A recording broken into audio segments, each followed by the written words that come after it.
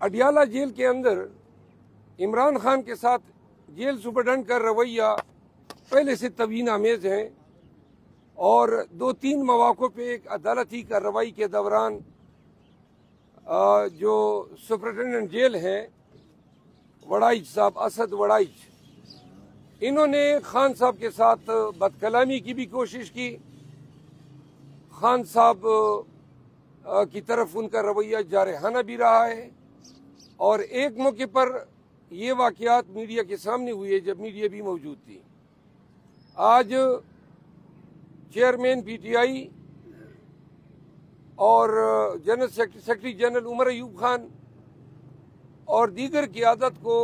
ماں سوائے چند وکلا کے کسی کو ملنے نہیں دیا. مزے کی بات یہ ہے کہ یہ تمام لوگ اسلام آباد ہائی کورٹ کے محترم جج میاں حسن گل اورنگزیب صاحب نے متعدد ریٹ پٹیشن میں یہ احکامات جاری کیے تھے، اور عدالت نے ہدایات دی تھی کہ ان کی ملاقات جو ہے وہ کرائی جائے. بہرحال عمر ایوب خان بولے ہوں گے آپ کے سامنے، اور یہی رویہ سب کے ساتھ اپنایا گیا. ہم اس رویے کی شدید الفاظ میں مذمت کرتے ہیں. میں خود اپنے تئیں سپرنٹینڈنٹ جیل کے خلاف توہین عدالت کی درخواست آج تیار کر کے کل جمع کروں گا، تاکہ ہائی کورٹ کو ہم بتا سکیں کہ یہ شخص عدالت کے احکامات کو جو ہے مسلسل روند رہا ہے. اور آج جو ملاقات نہیں کرائی ہے اس میں 4-5 ڈفرنٹ ریٹ پٹیشن میں آرڈر جاری ہوئے تھے. آپ کے توسط سے پاکستانیوں کو آگاہ کرنا چاہتے ہیں کہ الیکشن کمیشن میں اب یہ اندیشے مزید مستحکم ہو گئے ہیں کہ یہ موجودہ الیکشن کمیشن پاکستان تحریک انصاف کو ریزرو سیٹ سے محروم کرنے جا رہی ہے، اور ہمیں یہ مصدقہ اطلاعات ہیں کہ ہم نے جو لسٹیں دی ہیں ان لسٹوں کے حوالے سے کوئی بھی تکنیکی ایشوز اٹھا کر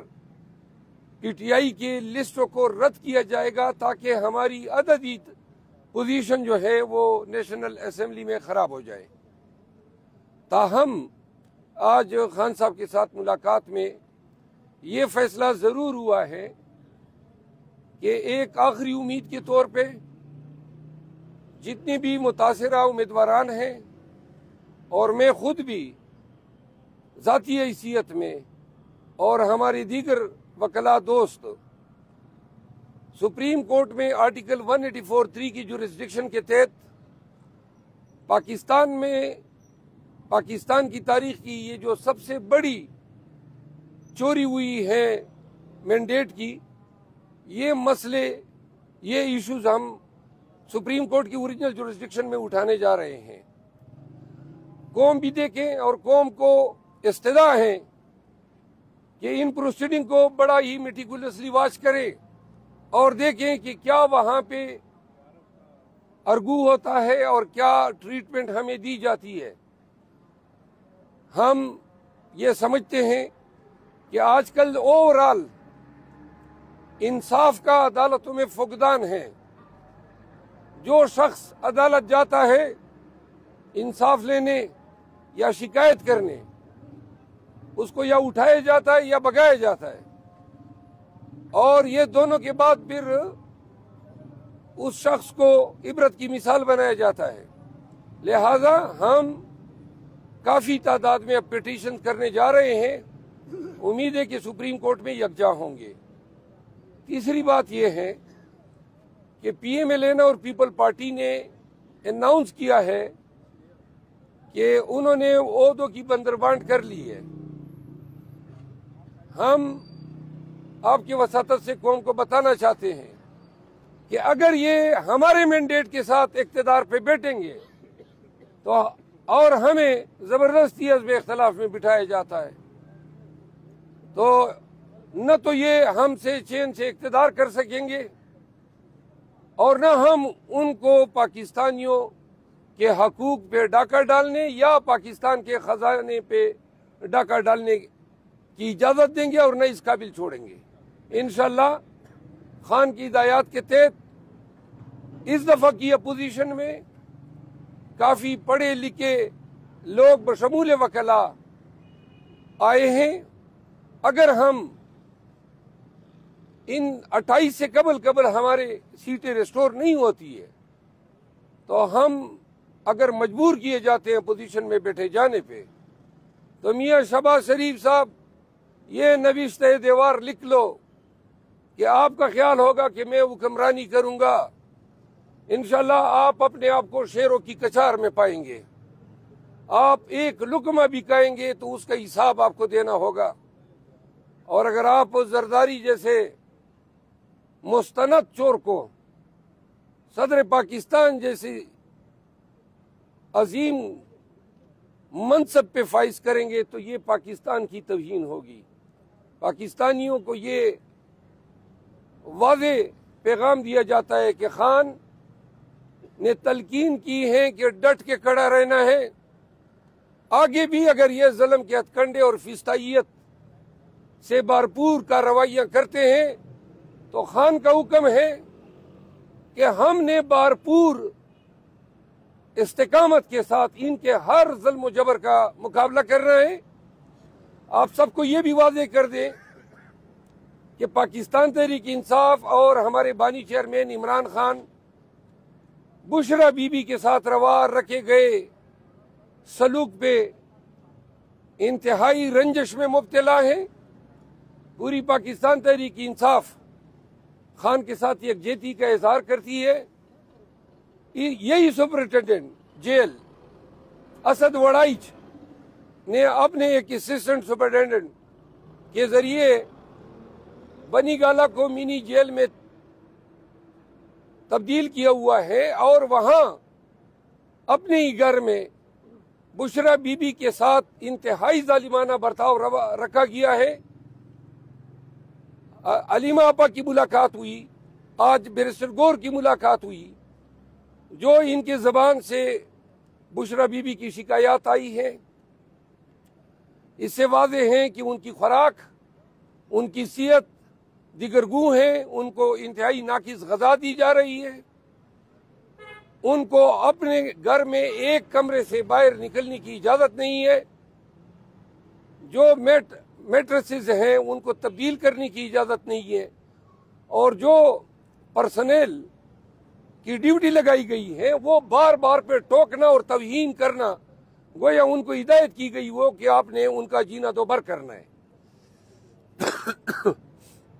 سوری، تو آپ کے توسط سے پورے پاکستان کو بتایا جا رہا ہے کہ بانی چیئرمین کو ذہنی پریشانی سے آگاہ کرنے کے لیے، ان کو رنجش میں مبتلا کرنے کے لیے ان کی اہلیہ کے ساتھ انتہا ناروا رویہ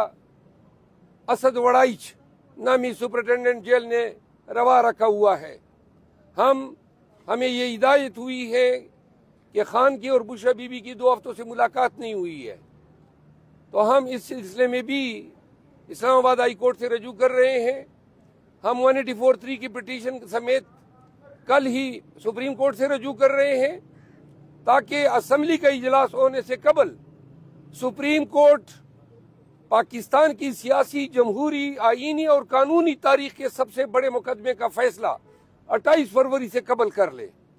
انہی گزارشات کے ساتھ میں میرے دوست احباب پاکستان تحریک انصاف کے جو وکلاء ہیں، آپ کے سامنے کوئی اگر سوال ہیں تو ہم ایک بڑا متنازع فیصلہ دیا ہے، اس پر سارے جو علماء ہیں، مذہبی جماعتیں سٹینڈ لے رہی ہیں، آپ کا اس پر کیا سٹینڈ ہے؟ قادیانیوں کے حوالے سے وہ فیصلہ میں نے پڑھا نہیں ہے، لیکن میں نے مولانا صاحب کا بیان سنا ہے۔ علماء جو ہیں وہ انبیاء کے ورثاء شمار ہوتے ہیں۔ اگر ہمارے جید علماء کرام جو ہیں انہوں نے قاضی فائز عیسیٰ کی اس فیصلے کو مسترد کیا ہے، جہاں تک میں نے سنا ہے، میں چونکہ وکیل ہوں فیصلہ دیکھنے کے بعد میں کوئی کمنٹ کر سکتا ہوں، لیکن جو سنائی بات ہے وہ یہ ہے کہ انہوں نے قادیانیوں کو اپنے مذہب کی ترویج یا تبلیغ کرنے کی اجازت دی ہے۔ ایسا کوئی مینڈیٹ سپریم کورٹ کے پاس نہیں ہے، نہ سپریم کورٹ ایسے فیصلے کر سکتی ہیں جو آئین سے متصادم ہو، اور اس ضمن میں پاکستان تحریک انصاف واضح طور پہ علماء کے ساتھ ہوگی اور ان تمام قوتوں کے ساتھ ہم ڈٹ کے کھڑے ہوں گے جو خاتم النبیین کی شان میں کوئی بھی ہرزہ سرائی کرے یا کوئی اپنی بے دینی پھیلانے کی کوشش کرے. اچھا، آپ نے کہا کہ عمران خان صاحب نے ہمیں کہا کہ اگر ہمیں سیٹیں ریسٹور نہیں ہوتی تو ہم نے اپوزیشن میں بیٹھنا ہے، تو کیا آپ کو وہ دے دیا گیا ہے کہ آپ جائیں اپوزیشن کریں؟ اور ابھی تو ہم یہ توقع کر رہے ہیں کہ سپریم کورٹ میں جو کل ہم پٹیشن دائر کر رہے ہیں ان کی سماعت 28 سے قبل ہو جائے گی. مروت صاحب، آپ کے مختلف لیڈرز ہیں، کوئی 140 سیٹیں کہتا ہے، کوئی 180 سیٹیں کہتا ہے، تو آپ لوگوں کو آپس میں تعداد کیوں نہیں ملتی سیٹوں کی، اور اصل سیٹیں کتنی ہیں جو آپ سے چھینی گئی؟ وہ